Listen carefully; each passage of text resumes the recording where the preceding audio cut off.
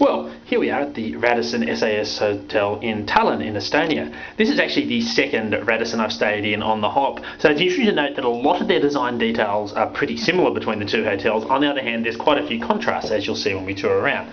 When we start off, we've got this open but kind of enclosed walk-in wardrobe, which is quite good. We've got plenty of hanging space. We've got proper real coat hangers you can remove that actually work. We've got these rather nifty shelf things that pull out down here, just to demonstrate that it actually works. I'm not just making it up. We've even got a shoehorn, which is something you don't see in an awful lot of places.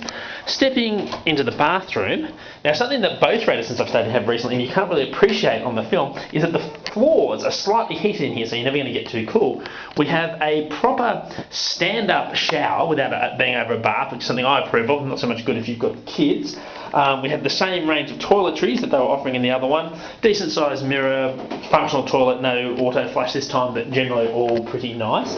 Now, something you would notice in the wardrobe is while I've got lots of stuff, it didn't seem evident that we had an iron. Now, it turns out, in fact, we do have an iron, but the iron is niftily concealed in here. We've got a little ironing board that folds out here, and then a special drawer for the iron that comes out here.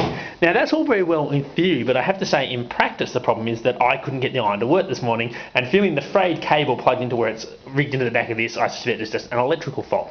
We've got an old-fashioned kind of television there.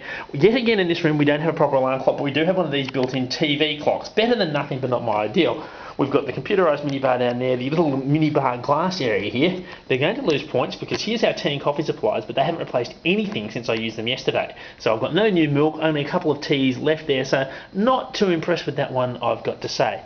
Something I do like, however, is the way the room works. We've got the bed over here at an angle to the rest of the room rather than just sort of jutted up against the wall. So that's pretty nice. Something rather weird about the bed itself, and I'll demonstrate this, is that we have the twin quilts, one for each person. Now that might work well if there's two people in the bed, but it's not particularly practical when there's one of you, because really it's like being in a single bed. You stretch across the other side and suddenly there's this gap where your quilts ought to join up. So I'm not sure I'm too fussed on that, but God, at least they don't have bed rolls. We should be grateful for small mercies. Quite a few lights, which is something to be grateful for. One over there, a few over there. We've got a very decent desk over here, fairly comfortable chair, telephone, good in-room dining, which I tried last night, and yet again, free broadband. Definitely a plus there. Lots of PowerPoint, something else I'd like to appreciate.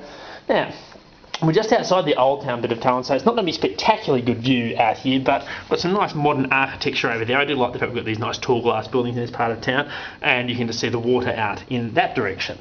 So, on the whole, a bit less frenetic decor here than in Stansted, the last Radisson I stayed at. I think that's a plus. A few little details that they could sort out, although I'm always wonder whether it's just Eastern European transit. It hasn't quite happened yet. On the whole, I think this is a pretty good hotel, and I'm certainly glad that I got to stay here. And as always, glad for that free broadband.